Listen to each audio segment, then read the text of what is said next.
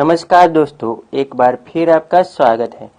दोस्तों, अगर आप भी खांसी से परेशान हैं और आपको ज़्यादा खांसी आ रही हो तो यहाँ हम आपको देसी घरेलू उपाय बताते हैं, जिसका प्रयोग करके 1 मिनट में आपकी खांसी बंद हो जाएगी।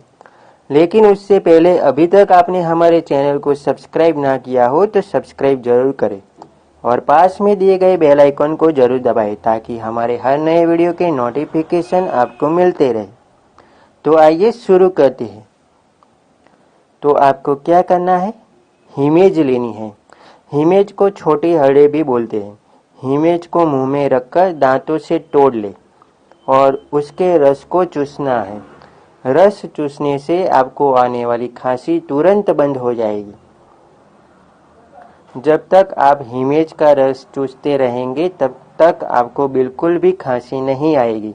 ये बहुत कारगर उपाय है। इसके अलावा 10 ग्राम शहद में उससे 4 गुना गर्म पानी मिलाकर पिए, उससे आपको खांसी में राहत मिलेगी।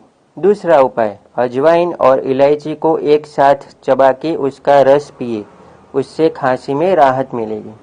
तीसरा उपाय, अदरक का रस शहद के साथ दिन में 3 बार खाएं।